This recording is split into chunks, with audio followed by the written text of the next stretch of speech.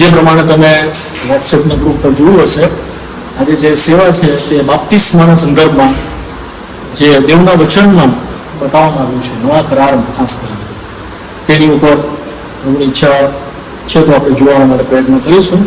ઘણા બધા સમયથી મને બોજ પણ હતો અને ઘણા બધા લોકો આપણા મધ્યે ચાહતા પણ હતા કે વચન અનુસાર બાપ્તિસ્મા શું છે તે આપણે જોઈએ. તો તે મેસેજમાં તો ઘણી બધી વખત આપણે આના વિશે થોડી બાબતો કીધી જ છે, ઘણા વખતથી સમજાવ્યું પણ છે. બટ આજે થોરેલી બેઝિક જે છે, કમ્પ્લીટ બેઝિક બેપ્ટિઝમનું તે આપણે પ્રભુના વચનમાંથી શું છે તે જોવા માટે પ્રયત્ન કરીશું. અને લગભગ 1, 2 કે 3 બે સ્ટડી કદાચ આપણે પ્રથમ લાગુ નહીં કરીએ, પણ ટૂંકાણમાં જ એને પૂરું કરીશું. પણ એટલીસ્ટ 3 બાઇબલ સ્ટડી મને એવું લાગે કે આ સુધી રીતે થશે. બીજું કે નવા કરારની અંદર 112 વખત બાપ્તિસ્માના શબ્દનો ઉપયોગ કરવામાં આવ્યો હતો, વાપરવામાં આવ્યો છે. નવા કરાર 112 વખત એનો ઉલ્લેખ આપ્યો છે. માટે આ it is very very important. બીજું બેપ્ટિઝમ જે છે આ સાંજે એનો શો અર્થ થાય છે શાસ્ત્ર પ્રમાણે. પહેલા તો લિટરલી અથવા તો જે દેવ આપણે જે વંચાય છે એનો શું અર્થ છે તે જોઈશું. સાથે શાસ્ત્ર પ્રમાણે એનું શું સમજણ છે અથવા શું અર્થ છે તે જોઈશું. ત્યારબાદ એના આત્મિક અર્થ શું છે તે પણ જોઈશું.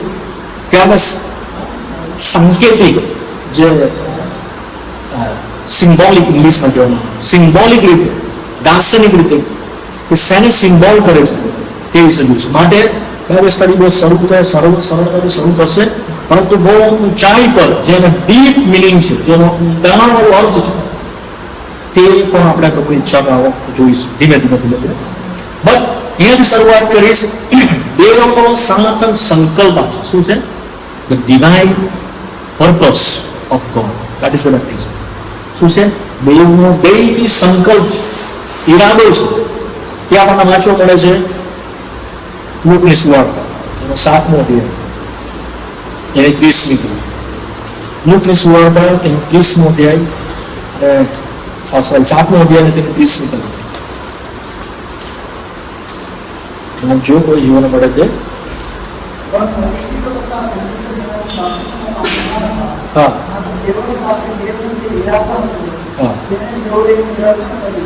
તેઓને વાસ્તે દેવનો જે ઈરાદો હતો તે તેઓએ શું કર્યો? નિરર્થક કર્યો. શાના સંદર્ભમાં? બાપ્તિસ્મા. તો બાપ્તિસ્મા દેવનો ઈરાદો છે, સંકલ્પ છે, purpose and the council of God એમ કહેવામાં આવે છે. આ કોઈ માનવીય રીત નથી, માનવીય વિધિ નથી, માનવીય રીત રિવાજ નથી કે જે ખ્રિસ્તી ધર્મમાં પેસવાના માટે માણસો બનાવતા છે. આ દેવ તરફથી છે અને દેવે આપ્યું છે. બરાબર? સૌથી મોટો સૌથી ઇમ્પોર્ટન્ટ જે છે એ ડિટેલમાં જોઈશું આપણે, પર્પસ. બટ અત્યારે ખાલી રૂપરેખા, આજે ફર્સ્ટ ડે આપણે ખાલી રૂપરેખા જોઈશું, તે બેઝિક જોઈશું. બીજું it is a command of God, દેવની આજ્ઞા છે. પહેલા જે શું છે? સંકલ્પ છે. બીજું છે દેવની આજ્ઞા છે, ઇટ ઇઝ અ કમાન્ડ. જે આપણે વાંચી ગયા માથીની સુવાર્તા 28માં, તમે સર્વ દેશનાઓને શિષ્ય કરો, બાપ, દીકરા અને પવિત્ર આત્માને તમે તેઓને બાપ્તિસ્મા આપતા છો. ઇટ ઇઝ અ કમાન્ડ, પ્રભુ તરફથી આજ્ઞા છે કે તે દરેક વિશ્વાસી તેમાંથી લેવાનું. બરાબર? બીજું શું? ત્રીજું, પ્રભુ ખ્રિસ્ત પોતે એનો નમૂનો આપ્યો છે. શું છે? એને પોતે બાપ્તિસ્મા લીધો. એક્ઝામ્પલ આ નવા કરારમાં પ્રભુ આપ્યું છે. તો એની ઘણી બધી બાબતો છે. કોણે લેવું જોઈએ, શા માટે લેવું જોઈએ, નહીં લઈએ તો શું થાય, લઈએ તો શું થાય, એની કેટલી બધી જૂઠાણી વાતો પણ છે બાપ્તિસ્માના સંદર્ભમાં. તે પણ આ સાંજે જોઈશું કે બાપ્તિસ્મા એ શું નથી અને બાપ્તિસ્મા એ શું છે. કેટલા બધા જગતભરની અંદર એટલે ગૂંચવાડો અથવા ખોટું ડોક્ટ્રીન બાપ્તિસ્માની ઉપર આવે છે. તો એ બધા જોવા માટે પ્રયત્ન કરીશું. જ્યારે આપણે નવા કરારની અંદર આવીએ છીએ, દેવ તરફથી આપવામાં આવતી આ ત્રીજી મહત્વની આજ્ઞા. શું છે? ત્રીજી મહત્વની આજ્ઞા. સૌથી પહેલા દેવની આજ્ઞા નવા કરારમાં શું છે? પસ્તાવો. શું છે? First command. પ્રભુની સૌથી પહેલી આજ્ઞા શું છે? પસ્તાવો. બીજું શું છે? વિશ્વાસ કરો. શું કહે છે પ્રભુ? શું કહે છે? વિશ્વાસ. ત્રીજું શું કહે છે? બાપ્તિસ્મા. તો the third very important step, અગત્યનું એ પગલું છે, અગત્યની આજ્ઞા છે. અને આ જીવનતા બતાવે છે કે આપણે પ્રભુને માનવું પડે છે, કરવું પડે છે. તો આ ઇમ્પોર્ટન્ટ છે, તમે સમજજો. બાપ્તિસ્મા વિશ્વાસ કર્યા અને પસ્તાવો કર્યા પછીનું સ્ટેપ આવે છે. બાપ્તિસ્મા કદી પણ પસ્તાવો કરવા પહેલા આવતું નથી, કદી પણ વિશ્વાસ કર્યા પહેલા આવતું નથી, પરંતુ પસ્તાવો ત્યાર પછી બાપ્તિસ્મા, વિશ્વાસ અને ત્યાર પછી બાપ્તિસ્મા. આ સ્ટેપ છે, સમજ પડી? આ ક્રમ દેવ તરફથી ઠરાવેલો છે, માટે એને દૈવી ક્રમ કે ડિવાઇન ઓર્ડર કે ડિવાઇન પ્રિન્સિપલ કહેવામાં આવે છે. આપણે સીધું ત્રીજા માળે જતા નથી. પહેલો માળ આવી ગયો, પછી બીજા માળે સાલમ છે, ત્રીજા માળે જીવ છે. તો એ રીતે સ્ટેપ બાય સ્ટેપ આપણે જઈએ છે. ટૂંકમાં સીધું ઉપર જવાય નહીં. એમ જીવન શું થાય છે? ભાગે પડી જાય. એવું કરવાનું આત્મિક જીવનમાં પણ થતું નથી. માટે મિસ જે અન્ડરસ્ટેન્ડિંગ અત્યાર સુધી થઈ છે, ઘણા લોકો બાપ્તિસ્મા કારણ પામ્યા વગર, પસ્તાવો કર્યા વગર, પ્રભુ ઈસુ ખ્રિસ્તનો વિશ્વાસ કે સ્વીકાર કર્યા વગર લે છે. ચાહે બાળપણમાં લે છે, ચાહે બાળપણ વગર લાગણીમાં લે છે, તો એ બાપ્તિસ્માનો કોઈ અર્થ થતો નથી. બાપ્તિસ્મા એ ખ્રિસ્તી ધર્મમાં ઘૂસવા માટે, બેસવા માટેનો કોઈ માર્ગ નથી કે બાપ્તિસ્માની કોઈ ફોર્મ ખ્રિસ્તી બની ગયો. એનું વચનમાં કશે જ આપણે જોઈશું, લિટરલી વચન પ્રમાણે જોઈશું. તો મેં જે પ્રમાણે કહ્યું કે ત્રીજું અગત્યનું સ્ટેપ છે. સેકન્ડલી, બીજી વસ્તુ, આ એક બાહ્ય ચિહ્ન છે કે બાહ્ય રીતે પ્રગટ કરીએ છીએ આપણે બાપ્તિસ્મા. શું પ્રગટ કરીએ છીએ? જે કામ અંદર થાય છે. શું થાય છે? ક્યાં થાય છે? જે કામ અંદર થાય છે તેને બાહ્ય રીતે પ્રગટ કરીએ છીએ, એ છે બાપ્તિસ્મા. તો અંદર શું કામ થાય છે? પસ્તાવાનું, વિશ્વાસનું, પાપોની માફી, દેવની સાથે સીધું. એ ક્યાં થયું છે કામ? અંદર થયું છે. ક્યાં થયું છે? તમે પસ્તાવો કર્યો, કોઈને ખબર પડતી? તમે પાપોની માફી માંગી, કોઈને ખબર પડતી? તમે જગતમાંથી બહાર નીકળી આવ્યા, પ્રભુ પાસે આવી ગયા, હવે જગત સાથે તમારો સંબંધ નથી, પ્રભુ સાથે સંબંધ છે. એ ક્યાં થાય છે? કોઈને ખબર પડતી? ખબર કેવી રીતે પડશે? બાપ્તિસ્મા. સમજ પડી? સમજાય છે વાત? તો બાપ્તિસ્મા એ શું છે? જે કામ અંદર થયું છે તેને આપણે બહાર પ્રગટ કરીએ છીએ. તો એ બતાવે છે બાપ્તિસ્મા દ્વારા કે હું પસ્તાવો કરું છું, હું પાપોની માફી માંગુ છું, હું હવે જગતના માટે નથી, હવે હું પ્રભુના માટે છું. જગતની સાથે મને કોઈ સંબંધની નિસ્બત નથી. હું પ્રભુના માટે મને સંબંધ કે નિસ્બત છે. જગત માટે હું મરી ગયો છું, પ્રભુના માટે હું સજીવન કરું છું. આ હું શું કરું છું? બાહ્ય રીતે લોકોને ખબર પાડું છું, જાહેર કરું છું. માટે એને શું કહેવામાં આવે છે? સાક્ષી કહેવામાં આવે છે. શું કહેવામાં આવે છે? બાપ્તિસ્માને શું કહેવામાં આવે છે? સાક્ષી કહેવામાં, ટેસ્ટિમની. એ વિધિ નથી, વિધાન નથી, રીતિ નથી, રિવાજ નથી, આપણા પુરુષોથી ચાલી આવેલી કોઈ પ્રણાલી નથી, એ નથી. બાપ્તિસ્મા એ શું છે? સાક્ષી છે. તમારા મનમાં મગજમાં લખ્યું તો બાપ્તિસ્મા શું છે? સાક્ષી છે. શું છે? ટેસ્ટિમની. ધ્યાન રહે કે તમે કોની આગળ આપો છો સાક્ષી? જાહેરમાં, તમારા કુટુંબની સામે, તમારા ગામની સામે, તમારી મંડળીની સામે, દેવના લોકોની સામે, શેતાનની સામે, દૂતોની સામે. દૂતો એટલે દેવના તેઓ અને શેતાનના દૂતો જેઓ પડી ગયા છે, ફોલન એન્જલ, તેની સામે, અંધકારના રાજ્યની સામે, જાહેરમાં તમે પ્રભુ ઈસુને સ્વીકારો છો, એ તમે પ્રગટ કરો છો. એ શું છે? બાપ્તિસ્માની સાક્ષી. સમજ પડી? એટલે સમજ પડી? પહેલી વાતમાં તમને કીધું એ દેવ તરફથી આપણને આજ્ઞા જે છે તેને આપણે માનીએ છીએ. એ ત્રીજી આજ્ઞા જે છે, સૌથી પહેલા શું છે? આપણે પસ્તાવો કરીએ છીએ. પ્રભુ પસ્તાવો કરો અને પાછા ફરો. અને ધ ફર્સ્ટ કમાન્ડ દરેક વિશ્વાસી થયા પહેલા દરેક લોકો માટે દેવનું આહવાન છે. જો તમે પસ્તાવો નથી કર્યો, માટે જ આપણે વાંચીએ છીએ જ્યારે યોહાન બાપ્તિસ્મા કરવા પ્રગટ થયો ત્યારે એ જ કહ્યું, પસ્તાવો કરો અને પાછા. પસ્તાવો કરો. જે લોકો પસ્તાવો કરે. બીજું એને શું કર્યું? વિશ્વાસ કરવા માટે કહેવાય. ત્રીજું જે છે તે શું છે? બાપ્તિસ્માની સાક્ષી. અને એ જે કામ માહે થાય છે તેને આપણે જાહેર કરીએ છીએ, એ છે બાપ્તિસ્મા. બીજું કશું નથી. પણ આ ચાદર પ્રભુ બતાવશે તેને આપણે પ્રગટ કરીશું. ઘણી બધી વાતો છે. ફરી મેં તમને કહ્યું કે આ દેવનો સંકલ્પ છે અને એને આપણા જીવનમાં આપણે નિરર્થક કરવું જોઈએ. દેવની આજ્ઞા છે અને ખ્રિસ્તનો એ નમૂનો છે જે આપણે કરવું જોઈએ. બરાબર? પછીની વાત તો પછી ધીમે ધીમે સમજાશે. પરંતુ શરૂઆતની અંદર જો આ બે બાબત આપણા જીવનમાં બની નથી તો બાપ્તિસ્માનો કોઈ અર્થ આપણા માટે નથી. એ પ્રશ્ન સવાલ શરૂ કરું છું, શું કદી આપણા જીવનમાં એ દિવસ આવ્યો કે આપણે સાચો પસ્તાવો કર્યો? સાચી રીતે પ્રભુ ઈસુની તરફ ફર્યા, સાચી રીતે તેની ઉપર વિશ્વાસ મૂક્યો અને તેને જીવન સોંપી દીધું. શું એ આપણા જીવનમાં કદી દિવસ આવ્યો? જો એ દિવસ આપણા જીવનમાં આવ્યો નથી અને એ પ્રમાણે આપણે કર્યું નથી તો બાપ્તિસ્મા લેશો નહીં. એ બાપ્તિસ્માનો કોઈ અર્થ, અથવા તો જો એ કર્યા વગર આપણે બાપ્તિસ્મા લીધું છે તો એનો પણ કોઈ અર્થ. હું ઘરે મારા માતાનું પાણી નાખ્યા કરું નાથી વખતે પિતા પુત્ર પવિત્ર આત્મા 100 વાર કરીશ તો મારે બાપ્તિસ્મા થશે, એનો કોઈ અર્થ નથી. આ વિધિ નથી, કોઈ રીતિ રિવાજ નથી, કોઈ પ્રણાલી નથી. આ શું છે? સાક્ષી છે જે દેવે આપી છે અને મેથડ પણ આપી છે. સૌથી પહેલા પસ્તાવો કરો ત્યારબાદ. તો આજ સાંજે તેનાથી શરૂઆત કરીએ. માર્કની સુવાર્તા 3 અધ્યાય આવી જાઓ ઝડપથી. માર્કની સુવાર્તા 3 અધ્યાય.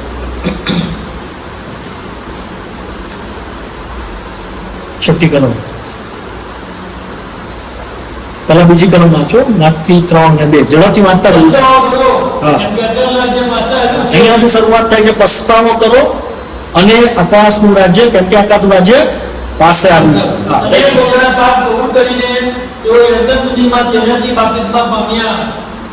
પાંચમી કલમમાં છો.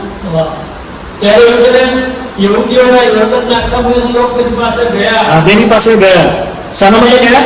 પસ્તાવો કરવા માટે અને પાપ કબૂલ કરો. છઠ્ઠી કલમ. અને પોતાના પાપ કબૂલ કરીને તેઓ યોર્દાન નદીમાં તેનાથી બાપ્તિસ્મા પામ્યા. તેઓ તેનાથી બાપ્તિસ્મા પામ્યા. બરાબર. હવે માર્કની સુવાર્તામાં આવી જાઓ. માર્કની સુવાર્તા એનો પહેલો અધ્યાય અને તેની 4ઠી કલમ. એમ યોહાન રાજમાં બાપ્તિસ્મા આપતો અને પાપની માફીને સારું પસ્તાવાનો બાપ્તિસ્મા પ્રસિદ્ધ કરતો હતો.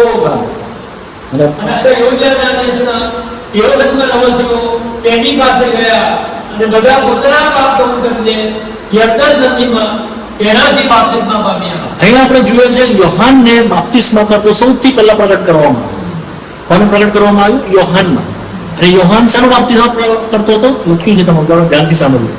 પસ્તાવાનું બાપ્તિસ્મા અને પાપ કબૂલ કરવાનું બાપ્તિસ્મા. કયું બાપ્તિસ્મા પ્રગટ કરતો હતો? પસ્તાવાનું અને પાપ. એનાથી આપણને ખબર પડે છે કે બાપ્તિસ્મા એ શું છે.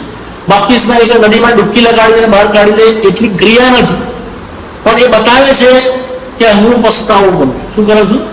પસ્તાવો, રિપેન્ટ કરું છું. બીજું એ પણ શું બતાવે છે? પાપને કબૂલ કરું છું. કોની અગેન્સ્ટ પાપ? દેવની અગેન્સ્ટ. જ્યારે આપણે જોઈએ છે કે ઉડાવ દીકરો આવ્યો ત્યારે શું કહ્યું? મેં તારી વિરુદ્ધ તથા આકાશ વિરુદ્ધ પાપ કર્યું છે. It is the confession. એ આપણી કબૂલાત છે. આપણે સર્વ દેવની આગળ પાપી છે, અધૂરા છે અને શિક્ષાની નીચે છે. આપણે દરેકે પસ્તાવો કરવો પડે છે. કોઈ પણ નાના બાળક જે બાપના મારા એમાંથી જન્મ્યું છે તે પણ દેવની દ્રષ્ટિમાં ન્યાય કે પવિત્ર નથી. જે પ્રમાણે વાંચીએ છીએ ગીત 751:5 ની અંદર, હું અન્યાયપણામાં જન્મ્યો અને મારી માએ પાપમાં મારું ગર્ભ ધર્યું. એનો અર્થ શું છે? કે બાળક જન્મે છે ત્યારથી પાપી અને અન્યાય તરીકે જન્મે છે. એને પણ ઉદ્ધાર પાપ કે પાપોની માફીની જરૂર છે. એને પણ પસ્તાવાની જરૂર છે. એને પણ પાપ કબૂલાત કરવાની જરૂર છે. તો માના ગર્ભથી જો જન્મીને તેઓ સર્વના માટે અને જે છેલ્લે માણસ બની દરેકના માટે પસ્તાવો એ અગત્યનો છે. પસ્તાવો એ શું છે? મેં ઘણી વખત તમને કીધું છે, પસ્તાવો એ મનનું બદલાવ છે. શું છે? The change of mind.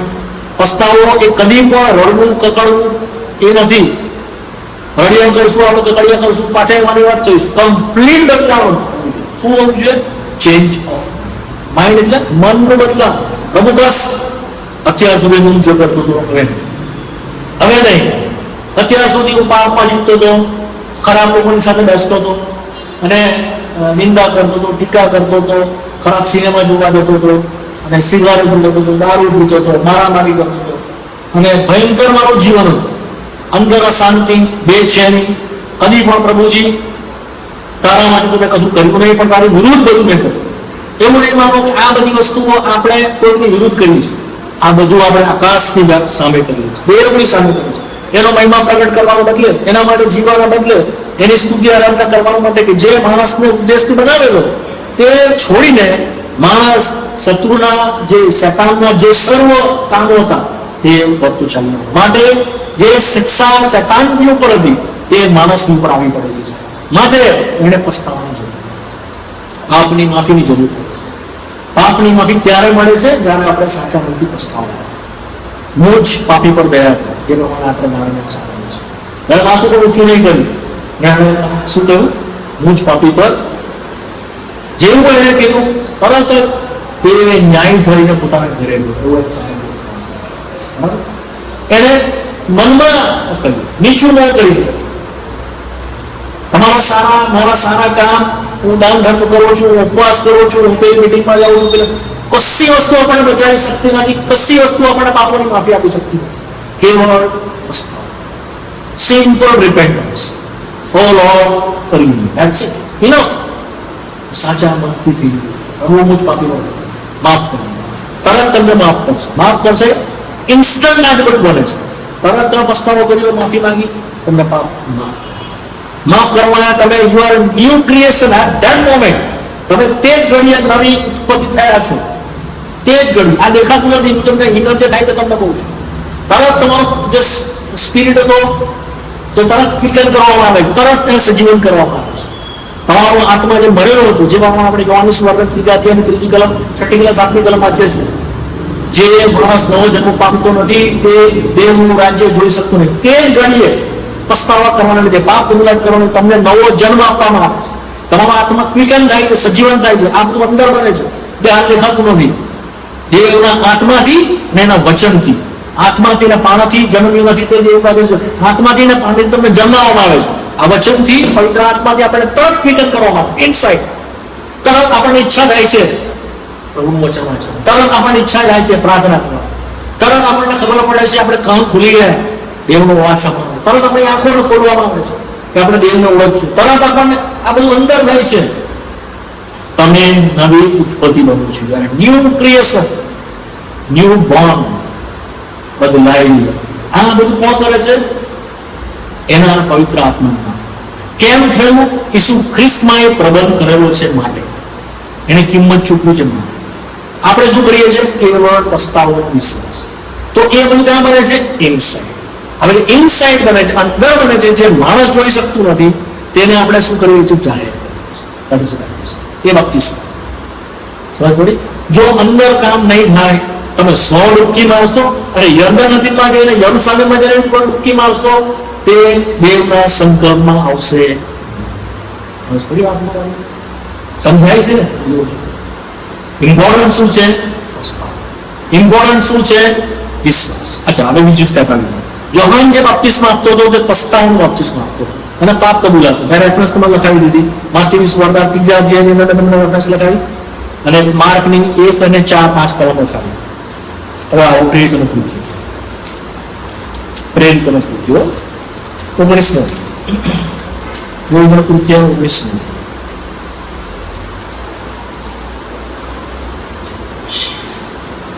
ત્રીજી ચોથી કલમ, પ્રેરિત 19 3 અને 4.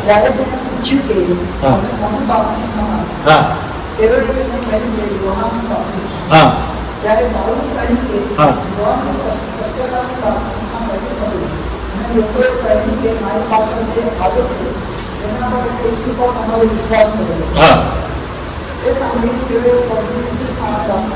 હા, તે સાંભળીને તેઓએ પ્રભુ ઈસુના નામે બાપ્તિસ્મા.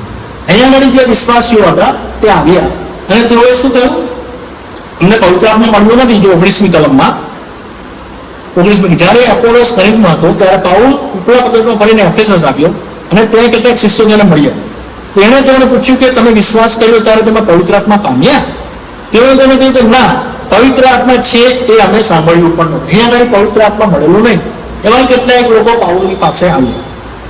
આ પોલીસ હતું ત્યારે પાઉલે તેઓને પૂછ્યું તમે કોનું બાપ્તિસ્મા પામ્યા? એટલે આઈડિયા આવી ગયો કે હજુ આ લોકો સાચો બાપ્તિસ્મા, સાચો વિશ્વાસ એ લોકોને ખબર નથી. માટે આ લોકોને પાસે પવિત્ર આત્માનું દાન આપવામાં આવ્યું નથી.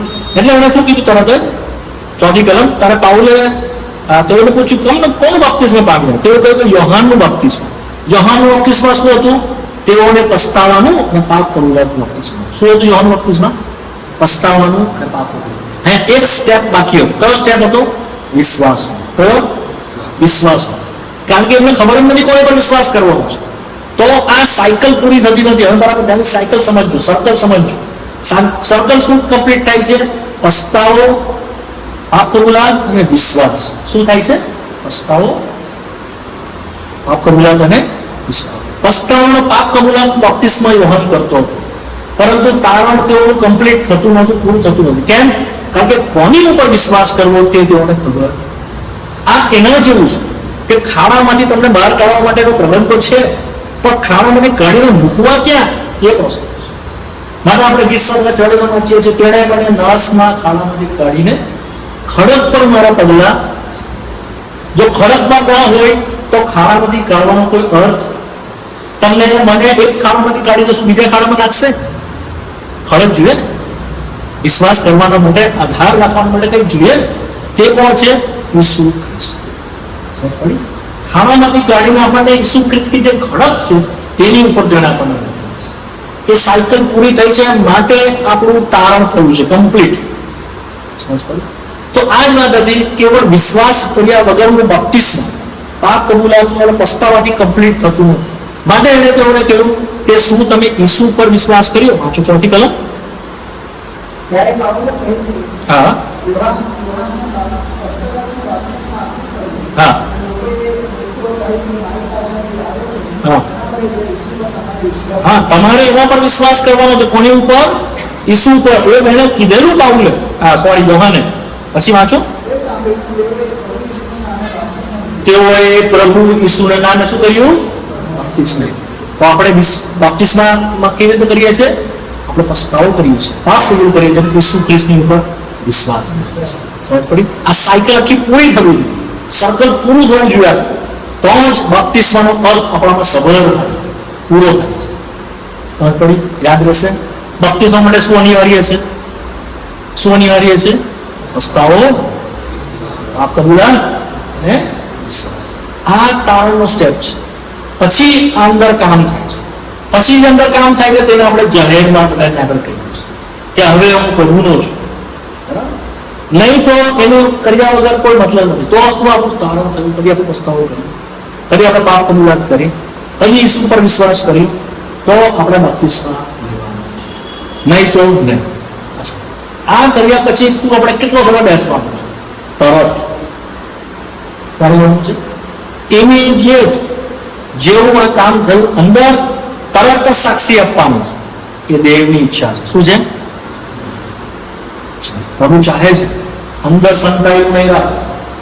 કોઈ પણ દિવસ દીવો આપણે ખાટલા નીચે મૂકીએ છીએ, ક્યાં મૂકીએ દીવો? ઉપર. આ પ્રભુની ઈચ્છા છે. જે કામ માહે થયું છે સંતાડવું નહીં. જો બપ્તિસ્મા આપણે લેતા નથી તો આપણે શું કરીએ છીએ? કામને અંદર સંતાડી દઈએ. પ્રભુની શું ઈચ્છા છે? જાહેર. કોની આગળ? અંધકારના બળોની આગળ, સતાનની આગળ, દૂતોની આગળ, જગતની આગળ, મંડળીની આગળ, આપણા અડોસ બધાને આગળ. નાઉ આઈ બિલોંગ્સ ટુ માય ગોડ. હું મારા દેવનો છું, હું મારા પ્રભુનો છું. હું એના માટે જીવીશ. એ મારા માટે મરાયો, હું એના માટે જીવીશ. તો આ જાહેર કરવાનું છે, એ દેવની ઈચ્છા છે. તો તમે સમજી ગયા બેપ્ટિઝમની જે બેઝિક વાત તમને કહું. હવે એનો જે લિટરલી મિનિંગ છે તે આપ સાથે આપણે જોઈએ. લિટરલી મિનિંગ એટલે શાબ્દિક વર્ડ. શું કહેવાય એને? શાબ્દિક વર્ડ. આ ગ્રીક વર્ડ છે, ગ્રીક શબ્દ બેપ્ટિઝમો. શું છે? બેપ્ટિઝમો. એનો અર્થ શું થાય છે? ઇમર્સ, કે ડુબાડવું. શું કરવું છે એને? ડુબાડી. બપ્તિસ્માનો અર્થ શું થાય છે? બપ્તિઝમો ગ્રીક વર્ડમાંથી આવ્યું છે. પૂરી રીતે ડુબાડી દેવું, અંદર નાખી દેવું. માટે પાણીની અંદર બપ્તિસ્મા આપવામાં આવે છે. છંટકાવનું બપ્તિસ્મા એ દેવના વચન પ્રમાણે શું છે? એને કમ્પ્લીટલી ડુબાડી દેવામાં આવે છે અને પછી પાછું બહાર કાઢવામાં આવે છે. માટે યર્દનમાં તેઓને નદીમાં, યર્દન નદીમાં બપ્તિસ્મા આપવામાં આવતા. બરાબર? યોહાન સુવાર્તાના 3 અધ્યાય અને 23મી કલમમાં લખેલું છે કે યર્દન નદીમાં પાણી ઘણું હતું, માટે એ ત્યાં આવીને તેઓને ડૂબાડતા. તો એ અર્થ થાય છે ઇમર્સ. એક વાત આપણી વાતમાં બી સમજ પડે છે. ઈસુ ખ્રિસ્તની અંદર આપણને કમ્પ્લીટલી જેવું કામ છે તેમાં પ્રભુ ડૂબાડે છે. શું કરે છે?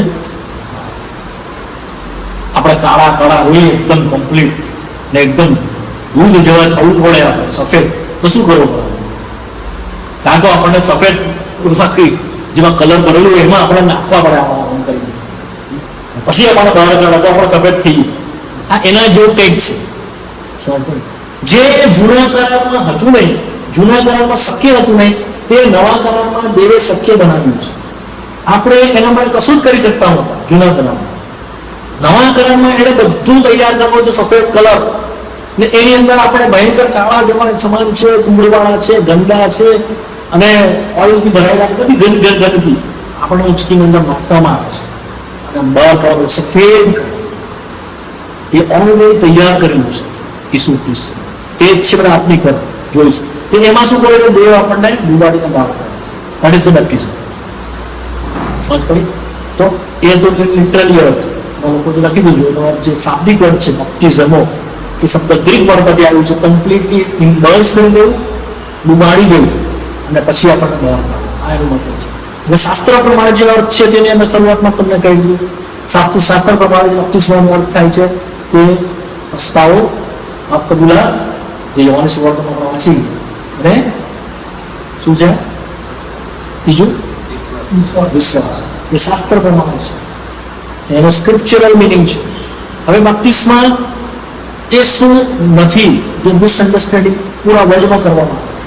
પહેલું તો બેપ્ટિસ્મા, ચાઇલ્ડ બેપ્ટિસ્મા દેવના વચન પ્રમાણે નાના બાળકો, ઘણા બધા ડિનોમિનેશનમાં છે, તમારી પાસે છે કે મને ખબર નહીં, પરંતુ ઇંગ્લેન્ડની અંદર ત્યાં પ્રથા, ઇંગ્લેન્ડની અંદર ઠંડી બહુ હોવાના કારણે, પાણી થીજી જવાના કારણે લોકોને નદીમાં કે કઈ જગ્યાએ લઈને ડૂબકી મરાવી શકાતું નહોતું. એટલે એ ટાઈમે એ લોકોએ પાણીનો છંટકાવ કરી નાખ્યો. ત્યાંથી જ સુવાર્તા આવી, બરાબર? યુરોપના પ્રદેશોમાંથી ઇંગ્લેન્ડથી ત્યાંની સુવાર્તા ઇન્ડિયામાં આવી. માટે એ પ્રથા પણ અહીંયા આગળ આવી.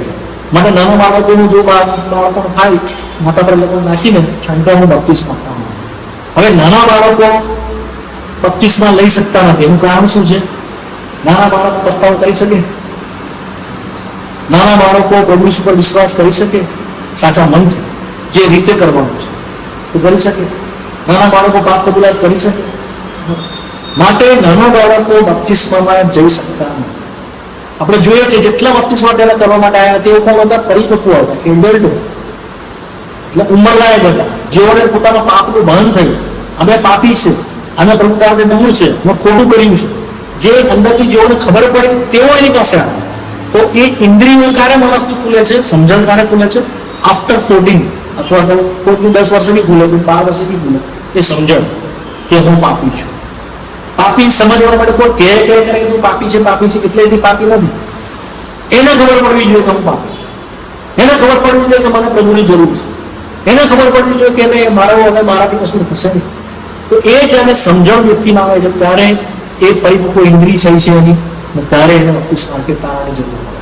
નાના બાળકોને નહીં. માટે આપણે બાઇબલ પ્રમાણે કોઈ બી એક રેફરન્સ નથી કે નાના બાળકો લખી શકે, સ્ક્રિપ્ચર નથી. બીજું ડૂબકીનું બેપ્ટિસ્મા એ દેવના વચન પ્રમાણે છંટકાવનું બેપ્ટિસ્મા દેવના વચનમાં. ત્રીજું બેપ્ટિસ્મા લેવાથી તારણ થાય છે તે વાત પણ ખોટું છે. એને પણ દેવનું વચન આધાર આપતું. તારણ કેવી થાય છે? આપણું તારણ કેવી થાય છે? કેવી? હમણાં તો એવું પસ્તાવો કરવા દ્વારા અને વિશ્વાસ કરવા દ્વારા આપણું બેપ્ટિસ્મા તો જે થઈ ગયું છે તેને પ્રગટ કરીએ છીએ, જે અંદર થઈ ગયું છે તેને આપણે બહાર જાહેર કરીએ છીએ. એ બહાર જાહેર કરવાથી આપણું તારણ થતું નથી. તારણ તો અંદર જે કર્યું એનાથી જ થઈ ગયું આપણું. તારણ કેવળ ને કેવળ કૃપાથી થાય છે, કોઈ પણ ન્યાય કૃત્ય થતું નથી. ઘણી જગ્યાએ આપણે રોંગ ડોક્ટરની ફરવામાં આવે કે તમારું બેપ્ટિસ્મા નથી થયું તો તમે તારણ નથી. નો, એ વચન પ્રમાણે બેપ્ટિસ્મા એ જે અંદર થયેલું છે કામ તેને બહાર જાહેર કરે છે. પણ એ કરવું જરૂરી છે. ઇટ ઇઝ કમ્પલસરી, જરૂરી છે, એને છોડી શકાતું નથી. દેવની આજ્ઞા છે, દેવની યાદો છે, પણ તેનાથી આપણું તારણ થતું નથી. તારણ કેવળ ને કેવળ દેવના વચન પ્રમાણે તમે લખેલું તો રેફરન્સ સમયના પ્રમાણે જોતું નથી, પણ ભૂમિઓનો પત્ર 4 અધ્યાય 1 થી 6 કલમ પ્રમાણે કેવળ ને કેવળ કૃપાથી આપણું તારણ થઈ ગયું છે, આપણા ન્યાયી કૃત્યોથી. એફએસસી ના પત્રના બીજા જો કલમ વાંચી દઈએ, ઝડપથી વાંચી દઈએ. ભૂમિઓનો પત્ર 4 અધ્યાય વાંચો. બીજી કલમ વાંચો 4:2 થી આગળ ઝડપથી વાંચો. જેમ કે જો ઇબ્રાહિમ તમને જે નાઈ કર્યો તો તેને વડાઈ કરવાનું કારણ છે, હા. પણ દેવની આગળ નહીં. હા. જેમ કે ધર્મશાસ્ત્ર શું કહે છે? એ કહે છે કે ઇબ્રાહિમે દેવ પર વિશ્વાસ કર્યો હા. અને તે વિશ્વાસ તેને માટે ન્યાયપૂર્ણ અર્થે ગણવામાં હા, ઇબ્રાહિમે દેવ પર વિશ્વાસ કર્યો, તે વિશ્વાસ તેને લેખે ન્યાયપૂર્ણ અર્થે ગણવામાં આવ્યો છે. ચોથી કલમ. હવે પાપ કરનારને જે વિચારો મળે છે તે કૃપાળુ ગણાતો નથી, પણ હકીકત ગણાય છે. પાછલી કલમ. જે માણસ પોતે કરેલા કામ નહીં, પોતે કરેલા કામ પર નહીં. હા. પણ અધર્મને ન્યાય થવામાં તો વિશ્વાસ કરે છે, હા. તેને વિશ્વાસ તેની લેખે ન્યાયપૂર્ણ અર્થે ગણવામાં આવે છે. હા, તેના લેખે ગણવામાં આવ્યો છે. સાતમી કલમ.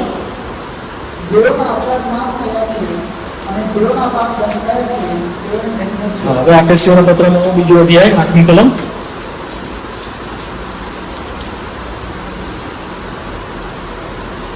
કેમ કે તમે કૃપાથી વિશ્વાસ દ્વારા તારણ પામેલા હા, તમે વિશ્વાસથી તારણ પામો છો. કૃપા દ્વારા. અચ્છા, હવે તીતસના પત્રમાં આવો, 213 નંબરના પાના પર.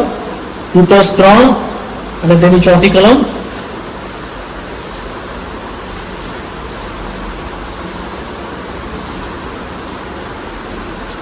વાંચો ઝડપથી. પણ દેવ આપણા તારણાની દયા તથા માણસો પરથી તીતસ 3 અને 5.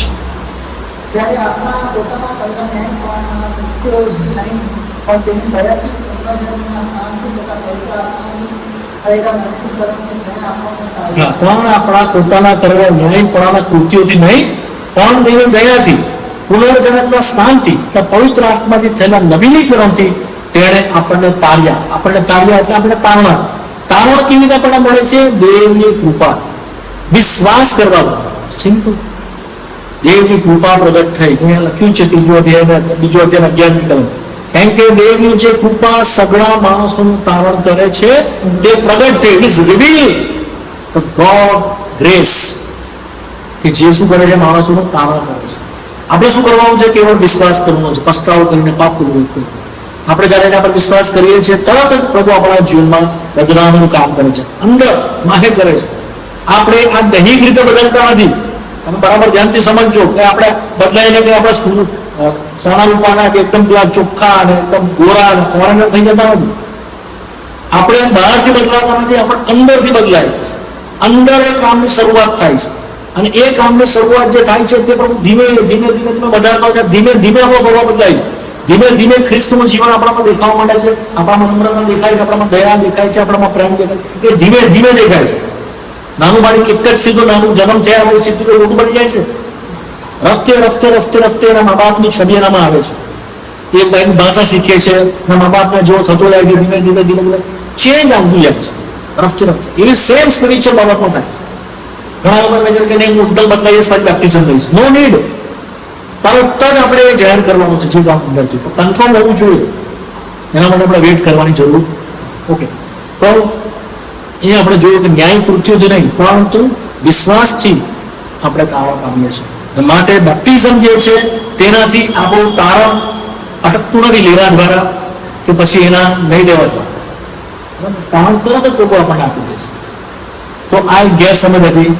પછી બીજી કઈ ગેરસમજ એ છે કે જેમ જૂના કાળમાં સુન્નતનો નિયમ હતો તેવી રીતે સુન્નત દ્વારા તેઓ ઇસરાયેલી ગણાતા, તે પ્રભુના ગણાતા, તે રીતે બાપ્તિસ્મ દ્વારા તેઓ પ્રભુના ગણાય છે. તે પણ દેવના વચન પ્રમાણે સુન્નતનો જે નિયમ હતો તેઓ બેપ્ટિઝમના માટે કોઈ નિયમ નથી. બરાબર? એનાથી તમે ખ્રિસ્તી બી થતા નથી, એનાથી તમે ચર્ચના મેમ્બર પણ થતા નથી. ઘણી જગ્યાએ બેપ્ટિઝમ દ્વારા ચર્ચના મેમ્બર ગણવામાં નો. બાપ્તિસ્મા દ્વારા કેવળ ને કેવળ આપણે જાહેર કરીએ છીએ. ચર્ચના મેમ્બર એ પ્રભુ આપણને ઉમેરે છે, કોઈ બેપ્ટિઝમ દ્વારા નહીં. પરંતુ જેવો આપણે ઉદ્ધાર પામીએ છીએ તેઓ તરત જ આપણને દેવ મંડળીની અંદર મૂકે છે. કોઈ પાણક સાહેબ આપણને મૂકતા નથી, દેવ આપણને મૂકે છે. પ્રેરિતોના કૃત્યોના તેના બીજા અધ્યાયની 48મી કલમ દેવ આપણને જેવો વિશ્વાસ કરતા હતા, જેવો ઉદ્ધાર માનતા હતા, રોજ રોજ તારણ માનતા હતા, દેવ મંડળીમાં ઉમેરતો. પ્રભુ ઉમેરે છે, દેવ ઉમેરે છે. એના માટે બેપ્ટિઝમ લેવાની જરૂર નથી. બેપ્ટિઝમ શાના માટે લઈએ છીએ? જે કામ અંદર થયું તેને બહાર પ્રગટ કરે. બટ એનાથી તમે મંડળીનો ભાગ બનતા નથી. મંદિરનું બાદ તરત જ બનવું, જેવો પ્રભુને જીવન સોંપ્યું, જેવો બદલાવ થયો, તરત જ તારું મંદિરનો બાદ ઇનવિઝિબલ ચર્ચ જે પૃથ્વીના પટમાં ફેલાયેલું છે, પહેલા કરંથીના 12 12મી કલમમાં, તેમાં દેવ આપણું બપ્તિસ્મા ખ્રિસ્ત કરે. વાંચજો એ કહો કરંથી, પહેલું કરંથી 12 ને 12, 12 ને 13, પહેલું કરંથી 12 ને 13. વાંચો ઝડપથી, સમય મારો પૂરો થઈ જશે. જેમ કે યહૂદી કે ગ્રીક કે હા. રાજ કે સ્વતંત્ર આપણ આત્માનું બપતિસ્મા પામીને હા. એક શરીર બન્યા. હા અને આપણ સર્વોને એક આત્માનું કામ કરવામાં આવ્યું છે. હા, આપણે બપ્તિસ્મા પામીને શું બન્યા? એક શરીર. એક શરીર, એ વન બોડી, જે આખા પૃથ્વીના પટ પર જે ફેલાયું છે, યીશુ ખ્રિસ્તનું શરીર કે જે મંડળી છે, તેમાં આપણને દેવ મૂકે છે. શું થાય છે? આપણને દેવ એ મંડળીમાં આપણને મૂકે છે. કેવી રીતે? પોતાના આત્માની દ્વારા. શું કરે છે? મૂકે છે એટલે બાપ્તિસ્મા કરે છે. આ એ બાપ્તિસ્માની વાત નથી કે જે હું લઉં છું તે માત્ર નથી, દેવ આપણને પવિત્ર આત્મા મારફતે એ મંડળીમાં મૂકે છે, એ બાપ્તિસ્માની વાત છે. સમજો? બધા કન્ફ્યુઝન નહીં કરતા લોકો. તો બાપ્તિસ્મા દ્વારા આપણને ભાગ બનતા નથી, પણ બદલાવ દ્વારા દેવ આપણને બધી મંડળીમાં મૂકેલા છે. સમજ પડી? તો આપણે એક ખોટી સમજણ હતી એટલે છે. બીજું, બપ્તિસ્મા લેવા દ્વારા તમે પવિત્ર, પરફેક્ટ, ન્યાયી, આધ્યાત્મિક એવા બની જતા નથી. એ પણ ખોટું શિક્ષણ છે. બપ્તિસ્મા લો તો તમે રાતોરાત આવા બનવાનું. નો, એ તો પવિત્ર આત્માનું કામ છે, જે અંદર જેટલું તમે પવિત્ર આત્માના અધીન થાવ, એના પ્રમાણે જીવો, તેમ પવિત્ર આત્મા પણ બધું છે. બરાબર? તો બીજી બી કોઈ જો મિસઅન્ડરસ્ટેન્ડિંગ હોય તો મને કહો, પૂછો, હું તમને કહીશ કે બાપ્તિસ્માની જે ખોટી સમજણ છે એ નીકળી જવી છે. આપણને બાપ્તિસ્મા તાવણ પહેલા હોતું નથી. મેં ફરીને ફરી તમને કીધું, તાવણ પછી બાપ્તિસ્મા હોય છે. જો ઇસરાયેલ પ્રજા મિસરમાંથી નીકળ્યા પછી લાલ સમુદ્ર આવે, લાલ સમુદ્રમાં તેઓ પાર આવે. લાલ સમુદ્ર શું તો ખબર છે? બાપ્તિસ્મા. વાંચીએ તો પહેલા કરંથીના 10મા અધ્યાયમાં એને આગળના પેજ પર જ છે. પહેલા કરંથીના 10મા અધ્યાયમાં વાંચી જાઓ, પહેલી કરંથી લઈને પહેલી 2 કલમ વાંચો. જેમ કે મારા ભાઈઓ, મારી ઈચ્છા નથી કે તમે આ બાબત વિશે અજાણ્યા રહો. હા. કે આપણે સર્વ પૂર્વજો વાદળાની છાયાથી સમુદ્રમાં થઈને પાર કર્યા. હા અને તેઓ સર્વ મૂસાના અન્યાયી થવાને વાદળમાં જતા સમુદ્રમાં બપ્તિસ્મા પામ્યા. હા, તેઓ બાપ્તિસ્મા પામ્યા. કોણ? ઇસરાયેલ પ્રજા બહાર નીકળી, મિસ્રમાંથી નીકળી એટલે શું બતાવે છે? પાપમાંથી તેઓ નીકળ્યા. શામાંથી નીકળ્યા? મિસ્રમાંથી નીકળ્યા એટલે શું બતાવે? જગતમાંથી તેઓ નીકળ્યા. મિસ્રમાંથી તેઓ નીકળ્યા એટલે દુષ્ટતામાંથી, જે ભયંકર બાબતો હતી ત્યાંથી તેઓ નીકળ્યા, ગુલામીમાં નીકળ્યા. નીકળીને તેઓ શું જેવો આવ્યા તેઓ શું? લાલ સમુદ્ર. પ્રભુએ લાલ સમુદ્રના 2 ભાગ કરી દીધા. આજુબાજુ પાણી હતું, ઉપર આકાશમાં વાદળમાં બી પાણી હતું. એ શું હતું? તેઓ બાપ્તિસ્મા. શું હતું? એમાંથી તેઓ થઈને પાર તો તેઓ બાપ્તિસ્મા. તો આ મિસરમાંથી પહેલા આવી સીધા તું શું આવ્યા? નહીં, મિસરમાંથી નીકળ્યા પછી બાપ્તિસ્મા આવે છે. સમજ પડી? કે હું તમને ક્રમ કહેવામાં આવે. જો તાણ નથી પામ્યા તો બાપ્તિસ્માનો કોઈ અર્થ. સૌથી પહેલા તમારું જીવન પ્રભુને સોંપો, પછી તમારું બાપ્તિસ્મા થશે. અચ્છા, આ એ થયું. બીજું, બાપ્તિસ્મા એ શું નથી એ આજ સાંજે એ બી તમારી સાથે થોડું વાંચી લઉં. 10 મિનિટ મારી પાસે છે હજી. બાપ્તિસ્મા એ રીતિ રિવાજ નથી. શું નથી? રીતિ રિવાજ નથી. બાપ્તિસ્મા એ નીતિ નિયમ પણ નથી. બાપ્તિસ્મા એ કોઈ રીતિ રિવાજ નથી. એને શું કહેવાય છે? ટ્રેડિશન. શું કહેવાય છે? ટ્રેડિશન.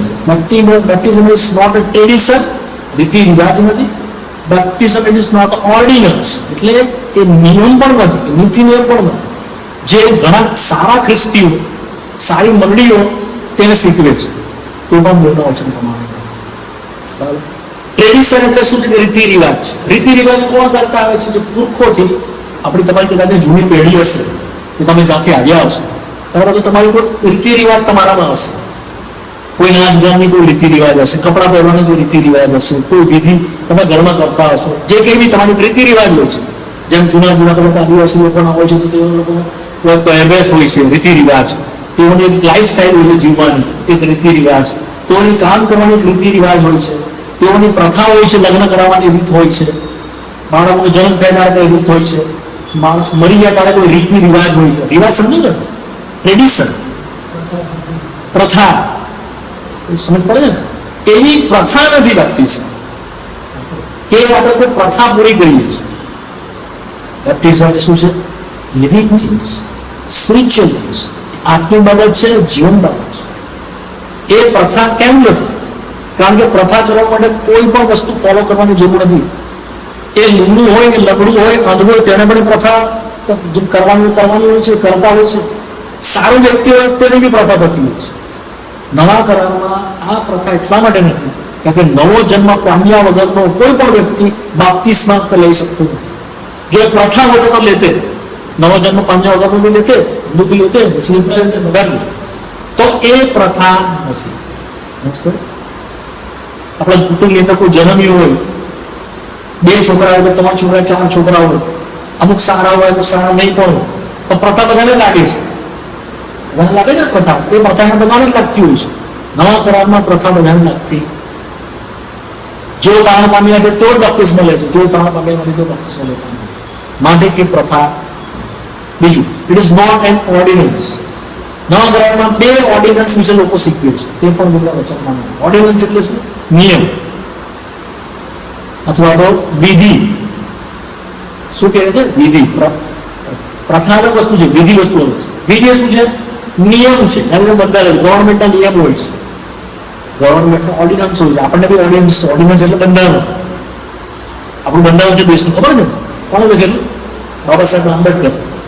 એ નિયમ પ્રમાણે ઓર્ડિનન્સ છે, એના પ્રમાણે આપણે ચાલીએ છીએ. દેશનો કાયદો ચાલે છે, કોર્ટ ચાલે છે, ગવર્મેન્ટ ચાલે છે, સ્કૂલ ચાલે છે, આપણે ચાલે છે, પોલીસ ચાલે, બધા ચાલે છે નિયમ પ્રમાણે.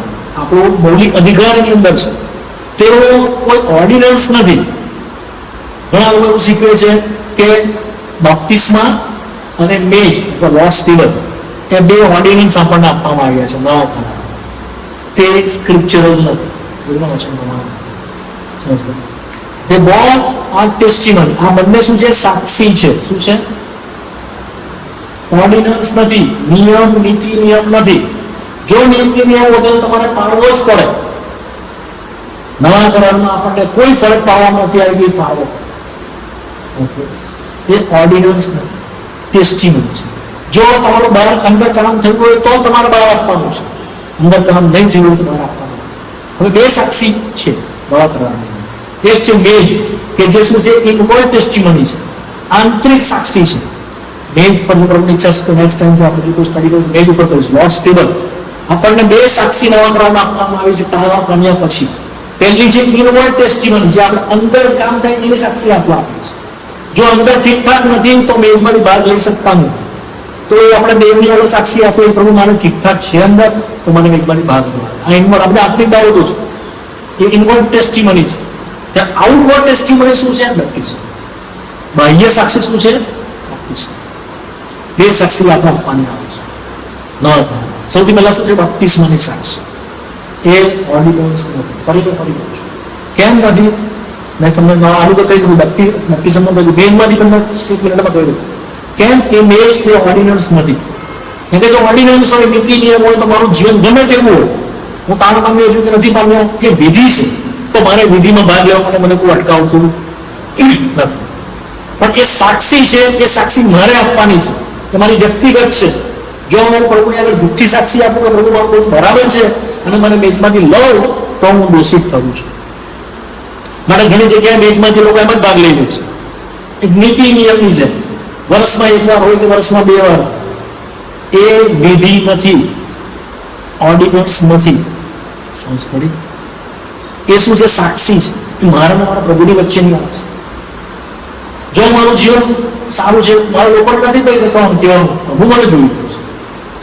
પ્રભુ મને દોરવણી આપે કે નહીં મારે એમાંથી ભાગ લેવો, હું સાક્ષી આપું, yes lord I confess my, હું મારા પાપમાં કબૂલ કરું છું, મને માફ કરશું અને મેજમાંથી મને ભાગ લેવાનો, તો હું મેજમાંથી ભાગ લઈ શકું. એ સાક્ષી છે પ્રભુની સાથે. ઇનવર્ડ ટેસ્ટિમની ડિટેલમાં જોઈશું અને સ્ટડીમાં.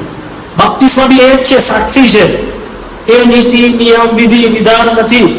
એ જો હું પ્રભુ સાથે મારું ખરેખર અંતર કામ નથી થયું, મારું બદલાવ થયું નથી, મારી ઈચ્છા બદલાઈ નથી, પાપ હજુ પણ મને કરવાની ઈચ્છા થાય છે, શરૂઆતના તબક્કાની વાત કરું છું, જેવું તમે ત્રણ પામશો તમને પાપ પર ગુણા થવા માંડશે, તમને દેવનું વાંચવાની ઈચ્છા થશે, તમને પ્રાર્થના કરવાની ઈચ્છા થશે, દેવના ભગવાન પાસે જવાની ઈચ્છા થશે. એ ચેક આપણે જ કરવાનું છે, કોઈ બીજું નહીં કરે. આપણા કાકા મામા પાડોશી એલ્ડર મંડળના સેવકો એ નક્કી નહીં કરશે કે તમારા અંદર કશું થયું છે. એ લોકો અંદર જોવાના બધું ખોલીને તમને જ ખબર છે અંદર શું થયું, તમે કેવી રીતે કર્યું, શું સાચા મનથી કર્યું, શું પ્રભુ મારા પાપ માફ થઈ ગયા, શું મને અંદર શાંતિ આવી, કંઈક ચેન્જ લાગે છે અંદર, સમથિંગ ચેન્જ થશે, તરત જ અંદર થશે. એ કોઈ તમને કોઈ બીજું તમે જ ખબર પડશે અંદર થશે. યસ, અંદર ચેન્જ આવ્યું છે, હા મને શાંતિ આવી, હા મારા પાપ માફ થઈ ગયું. જો અમારું મળી જાઓ પ્રભુ પાસે કન્ફર્મ અંદર થઈ જશે, તમને તરત ખબર પડશે કે yes something change. Then do સાક્ષી. સમજ પડી? It is not an ordinance, it is a testimony. તમારા મગજમાં ઘૂસી જાય આ વાત, કદી નહીં ભૂલો જીવનમાં. એ સાક્ષી છે અને એ આપણે આપવાની છે. ઓકે, તો 9:30 થઈ ગયા છે, ઓલમોસ્ટ પૂરું જ કરવાનું છે. તો આ ઓર્ડિનન્સ નથી, આ રીતિ રિવાજ નથી, તો આ છે શું? What is this? તેની ઉપર આજ સાંજથી શરૂઆત તો કરવી હતી, બટ હવે આપણે આવતા વખતે જોઈશું. આત્મિક અર્થ જે છે તેની અંદરથી ખરેખર બેપ્ટિઝમ શું છે. સૌથી પહેલું એનો આત્મિક અર્થ થાય છે એનો આઈડેન્ટિફિકેશન વિથ ક્રાઇસ્ટ, ખ્રિસ્તની સાથે આપણું એકીકરણ. હું ફક્ત આ પોઈન્ટ્સ આપી દઈશ, નેક્સ્ટ ટાઈમ તમને સમજાવીશું. સૌથી પહેલો આત્મિક અર્થ થાય છે શું છે? મારી પ્રભુની સાથે શું યાદબાદ છે. આઈડેન્ટિફિકેશન સમજો ને, એની સાથે શું થાય? ઓળખ અથવા તો એની સાથે એકીકરણ. આ સૌથી પહેલું છે. ખ્રિસ્તની સાથે મારું સૌથી પહેલા શું થાય છે? હું ખ્રિસ્તને પહેરું છું. ગલાતી 3 અધ્યાય 27 ની હવે આ પહેલો મિનિંગ છે. વાંચું તો કોઈને મળી ગયા તો ઝડપથી જોઈ લઈએ આપણે. હું ફક્ત મેન્શન કરીશ આજે, નેક્સ્ટ ટાઈમ આપણે એના પર વધારે જોઈશું. 3:27 ગલાતી 3:27.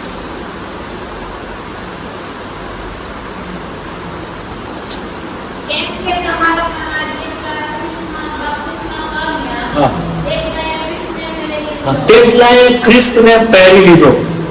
સમજ પડી? આ એનો પહેલો મિનિંગ છે બાપ્તિસ્માનો. એને લાસ્ટ આવતી ડિટેલમાં જોઈશું વોટ ઇઝ ધેટ, શું છે એકચ્યુઅલી. આ પહેલું છે, ખ્રિસ્તને આપણે પહેરી લીધો. બીજું છે તેની સાથે આપણે એક થયા, વનનેસમાં જેવા આપણે શેના સાથે આપણે એક થયા?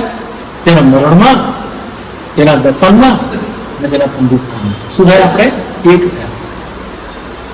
વનનેસ, આ બી એનું એકીકરણ છે. બીજું છે ચર્ચની સાથે આપણને બધું એક કરે છે, જે પ્રમાણે વાંચી ગયા તે પ્રમાણે અલગ અલગથી 12 મંડળીની સાથે આપણને એક કરવામાં આવે છે. તેનું એક જાહેરાત કરી છે. આનાથી મંડળીમાં એક કરવામાં નથી આવતા, પણ મંડળીમાં એક કર્યા છે તેનું એક જાહેરાત છે. જે વિશ્વાસ છે આપણે સ્વીકાર્યું છે. શું થાય છે? બંનેમાં ફરક છે. તમે કન્ફ્યુઝન નહીં કરતા. હું બાપ્તિસ્મા લઈને મંડળીમાં ઘૂસતો નથી, પણ દેવે મને મૂક્યો છે તેનું હું જાહેર કરું છું. બે રીતે જાહેર કરું છું. હું ખ્રિસ્તી સાથે થયો, જે દેવે કર્યો છે મને ખ્રિસ્તી સાથે એક, તેવું જાહેર કરું છું. બીજું મંડળીની સાથે પ્રભુ મને એક કર્યો છે તેવું જાહેર કરું છું. આ સ્પિરિચ્યુઅલ મિનિંગ છે. મેં ખ્રિસ્તને પહેરી લીધું, પહેલું. બીજું છે ખ્રિસ્તની સાથેના મરણમાં એકતા, એના દફનમાં એકતા અને એના પુનરુત્થાનમાં એકતા. આ હું સમજું છું અને જાહેર કરું છું. બહુ ડીપ વસ્તુ છે. જો પ્રભુની ઈચ્છા હશે તો આવતા વખતે તમને સમજાવીશું, પણ આ તમે ભૂલતા નહીં, આવજો જ, કમ્પલસરી આવજો. નહીં તો બહુ મોટા સત્યો તમને ખબર નહીં પડશે. જેને નિર્ણય દેવ્યા બાપ્તિસ્મા આગળના ઉપર એરાદામાં મૂક્યું છે. હું કામ એટલું જ કહું કે ઓલરેડી બધું તૈયાર છે અને તમને આમાં ડૂબકી મનાવેલી છે. બધું રેડી એને કરેલું છે ઇન ક્રાઇસ્ટ, ખ્રિસ્તમાં. તમને પણ ડૂબકી મનાવેલી છે અંદર, તમારે કંઈ જ કરવાનું નથી આવું. એ છે મિનિંગ બેપ્ટિઝમ. તો બીજો એનો અર્થ થાય છે તો રોયના 6ઠ્ઠા અધ્યાયની અંદર છે. બરાબર? ભૂમિના 6ઠ્ઠા અધ્યાયમાં છે એની સમાનતામાં, એના મરણની શું છે, એના મરણની સમાનતા શું છે, એની સાથે વધસ્તંભનું જીવન શું છે, એની સાથે ડકાઈ જવું અને શું છે આપણે એને ઉઠવું. કદાચ મેં ઊંચા માળામાં મિટિંગ હતી ત્યારે મેં થોડુંક એના વિશે આજની મિટિંગમાં મેં કીધું હતું. રોમિયોના 6ઠ્ઠા અધ્યાયમાં કે તેની સાથે મરણ પામવું શું છે, તેની સાથે ડટાવવું શું છે, તેની સાથે સચવણ શું છે. હું મરી શકતો નહોતો માટે ઈસુ ખ્રિસ્ત મરાયો. સમજ પડી? હું મરી શકતો નહોતો. શાના માટે મરી શકતો નહોતો? પાપ માટે, જગત માટે, મારી ઈચ્છાઓ માટે, ખરાબ ઈચ્છાઓ માટે.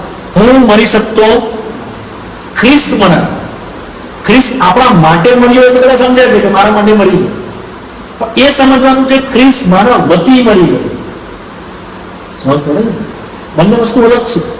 ખ્રિસ્ત મારા માટે મરી ગયો, મારા પાપની કિંમત એને ભરી આપી, મારા મરવાનું મારી કે શિક્ષા લઈ લીધી, એ તો બધા સમજે છે. પણ મારા વતી મર્યું, મારા બદલે મર્યું, કે જેથી કરીને મારા બધા ઈચ્છા જતી રહે. મારા બદલે મરી ગયો. શા માટે? પાપ માટે મરી ગયો. હવે પાપ માટે હું નથી, ખરાબ ઈચ્છાઓ માટે હું નથી, જગત માટે હું નથી. કેમ? કારણ કે ખ્રિસ્ત મરી ગયો છે આ બધાના માટે. ખ્રિસ્ત સજીવન થયો, જીવંત થયો. શેના માટે?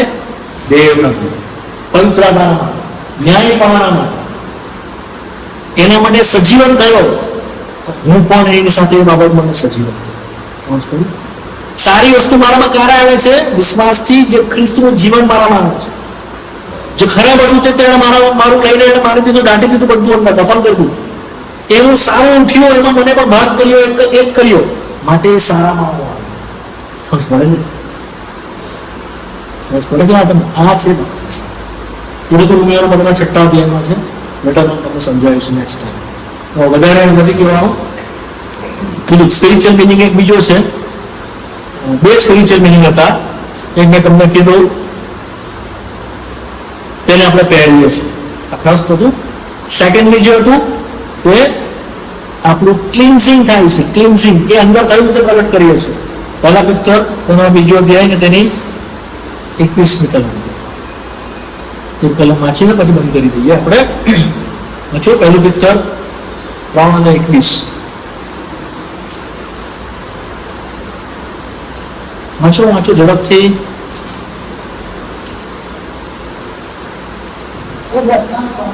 હા હા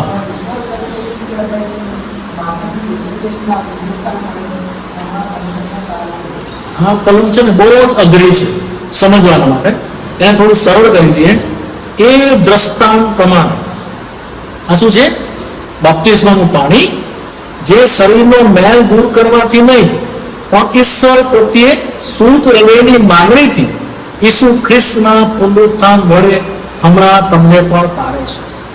3-4 વાત લખી છે. એક તો બાપ્તિસ્મા ખાલી આપણે નાહવા માટે કે બહારનો મેલ ધોવા માટે નથી. એ તો સિમ્બોલ છે, પ્રતિકાત્મક છે. મેં તમે શરૂઆતમાં કીધું એ ખાલી પ્રતિકાત્મક છે. બાપ્તિસ્મા લેવાથી કંઈ ચમત્કાર નથી બનતો. એ તો અંદર કહે છે એનું આપણે સિમ્બોલ રજૂ કર્યું છે, પ્રતિકાત્મક રીતે આપણે કરીએ છીએ. આપણે પથ્થરની અંદર તો ડૂબકી મારી શકતા નથી, માટે પાણીમાં મારીએ છીએ. ધૂળમાં આપણે ડૂબકી મારી શકતા નથી, માટે આપણે પાણીમાં મારીએ છીએ. સમજ પડી? તો પાણીની અંદર મારવું એ શું? પ્રતિકાત્મક સિમ્બોલ છે. શું સિમ્બોલ છે?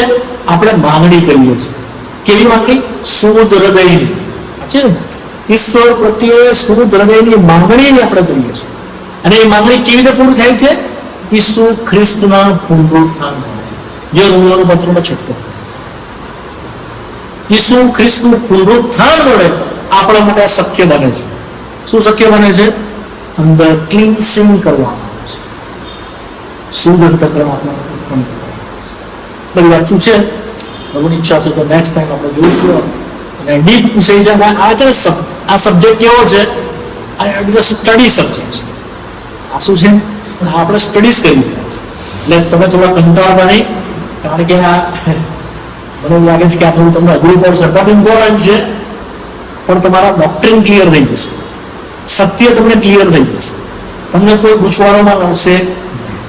માટે ઇમ્પોર્ટન્ટ છે. તમે અટેન્ડ કરજો નેક્સ્ટ ટાઈમ. કે એના આત્મિક ઈચ્છા છે તો આપણા નેક્સ્ટ ટાઈમ જોઈશું. અને એક વખત આ કન્ફર્મ થઈ ગયા પછી જો બાપ્તિસ્મા નથી લીધું તો બાપ્તિસ્મા લેજો.